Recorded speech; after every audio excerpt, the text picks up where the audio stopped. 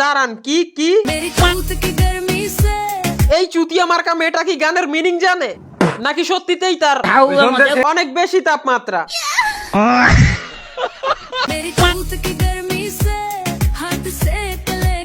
দেখো ছোট বোনদা বোকাচোদানি, এইসব ভিডিও যদি এলাকার কেউ দেখে তাহলে তারা এইটা দেখবে না কে তোমার বাবা আর তুমি কেডা। সবার প্রথম দুই পায়ের মাঝখানে বরফ ঢুকাবে এবং ভেঙে দিবে তোমার হেডা।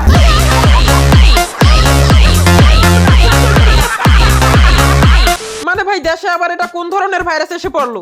একটা 18+ নোংরা গালি দিয়ে বানানো গান, আর এই গানে আমাদের বাংলাদেশের কিছু ধার্মিক আপুরা টিকটক ভিডিও বানাচ্ছে। এদের গর্তের মধ্যে থাকা গার্মি দেখে মন চাচ্ছে ঠিক এইভাবে হাওয়া মেরে সাহায্য করি।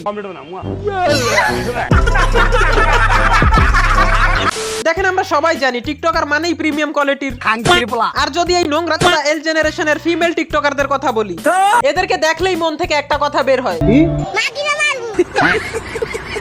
কারণ এরা গানের অর্থ জানার পরও ভাইরাল হওয়ার জন্য যেসব কাজকর্ম করতেছে।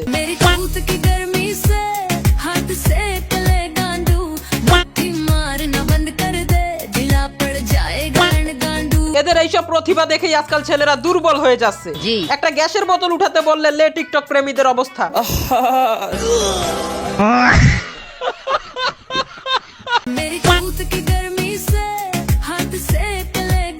দেখেন আপনার ওই গরম স্থানে হাত ছাকা তো দূরের কথা, আপনি তো নিজেই 2 হাত থেকে ফিঙ্গারিং করে কুল পাচ্ছেন না। Naughty America. তবে আমি ধন্যবাদ জানাই ওই চুতমারানিকে যে এই গানটাকে বানিয়েছে, কারণ আমাদের দেশের ফিমেল টিকটকার নামক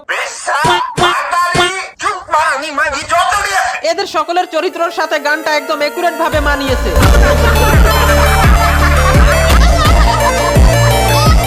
আসলে দিন দিন মেয়েদের লজ্জা শরম একদম ঢুকে যাচ্ছে, তবে সব মেয়ে আবার এক না। বেশিরভাগ মেয়েরা শুধু ভাইরাল হওয়ার জন্য ভালগারিটিকে নরমালাইজ করে ফেলতেছে। কেউ হাজার হাজার মানুষের সামনে টিকটক রিল বানাচ্ছে, ন্যূনতম লজ্জা শরম নাই। আবার কেউ বান্ধবীর সাথে সমকামিতায় যোগদান দিচ্ছে কারণ এদের মা বাপ নাই। মুখে নিকাব লাগিয়ে দুদু ফ্লেক্স করে হালাল ডান্স করতেছে কারণ সাপোর্টার হিসেবে চাচাতো ভাইদের অভাব নাই। ভাই সত্যি কথা বলতে নোংরামির চোদনে। তবে আপনারা যদি আবার কোনো মেয়েকে বলতে দেখেন তাহলে তাদের সাথে এইটাই করবেন।